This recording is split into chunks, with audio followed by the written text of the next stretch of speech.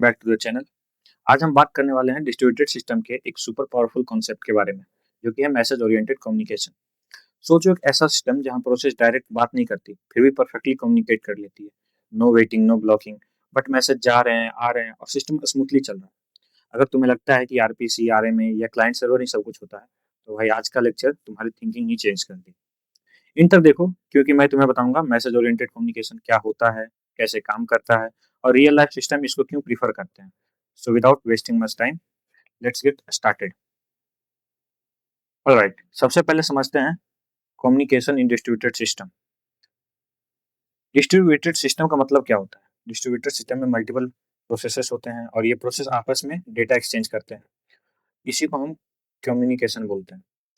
Exchange of data between process मतलब एक process कुछ डेटा भेज रहा है और दूसरा प्रोसेस उस डेटा को रिसीव कर रहा है। प्रोसेस में भी on different machines. Important point यहाँ ये है कि प्रोसेस सेम मशीन पर होना जरूरी नहीं है। एक प्रोसेस दिल्ली के सर्वर पे हो सकता है और दूसरा प्रोसेस मुंबई के किसी क्लाउड सर्वर पे। नेटवर्क बेस्ड कम्युनिकेशन, और जब मशीन अलग अलग होंगी तो कम्युनिकेशन नेटवर्क के थ्रू ही होगी, जैसे इंटरनेट, लैन या वैन। तो सिंपल वर्ड में डिस्ट्रीब्यूटेड सिस्टम बराबर इक्वल टू अलग अलग मशीन्स प्लस अलग अलग प्रोसेसेस प्लस नेटवर्क के थ्रू कम्युनिकेशन। यही तीनों पॉइंट हमने यहाँ लिख रखा है, जैसे exchange of data between processes, process में be on different machines, network based communication. यही हो गया कम्युनिकेशन इन डिस्ट्रीब्यूटेड सिस्टम। अब आगे समझते हैं कि डिस्ट्रीब्यूटेड सिस्टम में कम्युनिकेशन कितने टाइप्स के होते हैं। तो मेनली दो टाइप्स के होते हैं, एक होता है डायरेक्ट कम्युनिकेशन और दूसरा होता है इनडायरेक्ट कम्युनिकेशन। समझते हैं डायरेक्ट कम्युनिकेशन क्या होता है। तो डायरेक्ट कम्युनिकेशन का मतलब होगा कि सेंडर जो है वो डायरेक्टली कम्युनिकेट करता है रिसीवर से और दोनों एक टाइम पे एक्टिव होते हैं। Sender communicates with directly with receiver, mostly synchronous होता है, मतलब कि रिसीवर और सेंडर दोनों एक टाइम पे एक्टिव रहते हैं, तभी कम्युनिकेशन हो पाता है। टाइट कपलिंग बिटवीन प्रोसेसेस, दोनों प्रोसेस होती है उसके बीच में टाइट कपलिंग होता है, मतलब अगर एक भी प्रोसेस एक टाइम पे एक्टिव नहीं रहता दूसरा उस टाइम पे ब्लॉक हो जाता है। जैसे रिसीवर अगर नहीं है उस टाइम पे तो सेंडर जो है वो ब्लॉक हो जाता है। ये हुआ डायरेक्ट कम्युनिकेशन। इनडायरेक्ट कम्युनिकेशन के अंदर आता है हमारा मैसेज ओरिएंटेड कम्युनिकेशन, जो कि हमारे सिलेबस में दिया हुआ है। तो समझते हैं कि डायरेक्ट कम्युनिकेशन जब था तो फिर इनडायरेक्ट क्यों बनाया गया। तो उसमें कुछ प्रॉब्लम्स थी जिसे दूर करता है हमारा इनडायरेक्ट कम्युनिकेशन यानी मैसेज ओरिएंटेड कम्युनिकेशन। तो समझते हैं क्या क्या प्रॉब्लम थी। सबसे पहला प्रॉब्लम है sender and receiver must be active at same time. जैसा कि बताया कि सेंडर और रिसीवर दोनों एक्टिव होने चाहिए सेम ही टाइम पे, तभी बात हो पाती थी या कम्युनिकेशन हो पाता था। Sender blocks if receiver is slow और अनअवेलेबल, तो अगर रिसीवर नहीं होता था सेंडर ब्लॉक हो जाता था, क्योंकि आप भेज नहीं सकते ना किसी को। दूसरा है टाइट कपलिंग, इसमें दोनों को एक साथ एक्टिव होना था, उसे ही कहते थे टाइट कपलिंग कहते हैं। पुअर स्केलेबिलिटी, मतलब अगर स्केलेबिलिटी मतलब है कैसे हम उसको बढ़ा सकते हैं, तो जितना ज्यादा हमारे पास प्रोसेस उसमें जुड़ेगा उतने सारे को एक साथ हमें एक्टिव रखना पड़ेगा, इसलिए इसमें स्केलेबिलिटी बहुत कम थी। आप ऐसे समझ सकते हो कि आपने एक फोन कॉल किया, तो आपको जब अगर कॉल कर रहे हैं तो आपको आप कॉल लगा रहे हैं और सामने जो कॉल उठा रहे हैं दोनों को एक्टिव होना होगा सेम टाइम पे। अगर रिसीवर नहीं है तो आपका कॉल करने का कोई फायदा नहीं होगा, कम्युनिकेशन नहीं हो पाएगी, आपका कॉल ब्लॉक हो जाएगा। ये हुआ डायरेक्ट कम्युनिकेशन। अब आते हैं इनडायरेक्ट कम्युनिकेशन में, जो कि है मैसेज ओरिएंटेड कम्युनिकेशन। तो समझते हैं ये होता क्या है। तो मैसेज ओरिएंटेड कम्युनिकेशन में होता है it is a communication model in distributed system where processes communicate data through message using an intermediate system without requiring shared memory और टाइट सिंक्रोनाइजेशन। इसका मतलब क्या हुआ। तो इसमें ऐसा होता है कि एक रिसीवर और सेंडर दोनों आपस में कम्युनिकेट करते हैं with the help of a middleware, जैसे इंटरमीडिएट सिस्टम कहते हैं। तो ये करता क्या है कि रिसीवर ने सेंडर ने मैसेज भेजा, वो जाता है पहले इंटरमीडिएट सिस्टम के पास, वो फिर उसे प्रोसेस करती है रिसीवर के पास। इसमें ये बेनिफिट होता है कि अगर रिसीवर उस टाइम पे नहीं रहा तो मैसेज इंटरमीडिएट सिस्टम पे ही रहता है, स्टोर रहता है। फिर जब रिसीवर एक्टिव होता है तो उसे वो मैसेज मिल जाती है।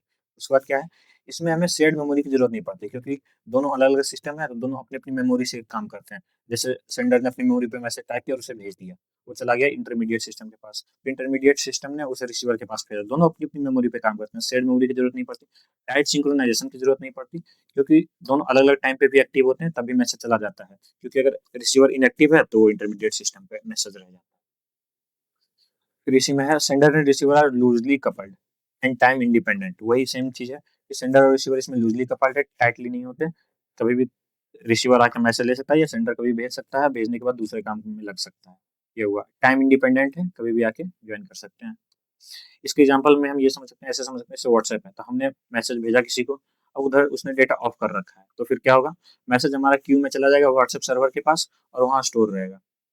और जब रिसीवर अपना डेटा ऑन करेगा तो उसके पास पहुंच जाएगा, ये हो गया। फिर हमारा जीमेल हो गया, हम जीमेल मेल भेज देते हैं और जब रिसीवर के पास पहुंचता है तो वो देख लेता है, ये हो गया। समझते हैं वर्किंग क्या है, कैसे काम करता है। तो सबसे पहले देखिए, sender process creates message, message को क्रिएट करता है सेंडर का प्रोसेस। इसमें क्या क्या होते हैं, सबसे पहले डेटा जो हमें मैसेज में भेजना है, साथ में कंट्रोल इन्फो होती है। कंट्रोल इन्फो में क्या क्या आता है, जैसे सेंडर की आईडी, मैसेज कहाँ से आ रहा है, किसने भेजा, डेस्टिनेशन कहाँ पहुंचना है, और साथ में टाइम, किस टाइम पे भेजा गया, क्योंकि जरूरी है कम्युनिकेशन के लिए। तो ये सारी इन्फॉर्मेशन के साथ नेटवर्क में मैसेज आता है पैकेट के फॉर्म में, वो हो गया। फिर आता है दूसरे फेज में आता है the message send through network, message जाता है नेटवर्क पे, नेटवर्क से भेजा गया मैसेज ब्रोकर के पास, जो कि इंटरमीडिएट पार्ट है हमारा। इसे मैसेज क्यू भी कहते हैं, जहाँ पे मैसेज हमारा क्यू में रहता है अगर रिसीवर उस टाइम पे एक्टिव नहीं होता है तो। फिर आता है तीसरा, इसमें receiver processor accept it and process it. तो अब क्या होता है, रिसीवर के प्रोसेस ने उसे एक्सेप्ट किया और प्रोसेस करता है। यही हमारा डायग्राम है, जिसे देखते हैं। सेंडर ने मैसेज भेजा, फिर मैसेज ब्रोकर के पास गया या क्यू में गया, और उसके बाद वो रिसीवर के पास पहुंच गया, रिसीवर ने उसे प्रोसेस कर लिया। अगला हमारा है कैरेक्टरिस्टिक्स। तो मैसेज ओरिएंटेड कम्युनिकेशन के कैरेक्टरिस्टिक्स क्या है। सबसे पहले डीकपलिंग या लूज कपलिंग, क्योंकि हमने बता दिया दोनों को एक टाइम पे एक्टिव नहीं रहना होता। इसमें शेयरिंग मेमोरी नहीं है, दोनों प्रोसेसेस अपनी अपनी मेमोरी पे काम करते हैं, और इंटरमीडिएट एक ब्रिज होता है, उसके थ्रू कनेक्टेड होते हैं। ये सपोर्ट करता है यूनिकास्ट, मल्टीकास्ट, ब्रॉडकास्ट। इन तीनों टॉपिक को हम डिटेल में पढ़ेंगे अगले लेक्चर में, बट फिलहाल के लिए आप ऐसे समझ जाओ कि यूनिकास्ट हुआ किसी एक को मैसेज भेजना, जैसे हमने व्हाट्सएप पे किसी एक नंबर पे मैसेज किया अपने फ्रेंड को, वो हो गया यूनिकास्ट। मल्टीकास्ट समझ लो कि हमने एक अपने क्लास के ग्रुप में मैसेज किया, तो उसमें सिलेक्टेड लोग थे, उन्हें हमने भेज दिया, ये हो गया मल्टीकास्ट। फिर आता है ब्रॉडकास्ट। ब्रॉडकास्ट आप ऐसे समझो कि आपने इंस्टाग्राम पे पब्लिक आईडी बनाई है, उस पर अपने फोटो अपलोड कर दिया, तो वो हमने ब्रॉडकास्ट कर दिया, वो सभी के पास गया। या फिर टीवी ब्रॉडकास्ट एक एग्जाम्पल हो सकता है इसका। उसके बाद है, इसमें यूज होता है middleware like message queue used, ये यूज होता है इसमें। एक एग्जांपल हम सकते हैं जो इंडस्ट्री में यूज होता है, जैसे रैबिट एमक्यू, एक एग्जांपल है जो मैसेज ब्रोकर का काम करता है, इंडस्ट्री में इसका यूज होता है। आगे देखते हैं इसके एडवांटेज क्या है। इसके एडवांटेज में आते हैं, ये सिंपल और फ्लेक्सिबल है, डिकपल सेंडर एंड रिसीवर दोनों को डिकपल करके रखता है, एक टाइम पे नहीं आना होता।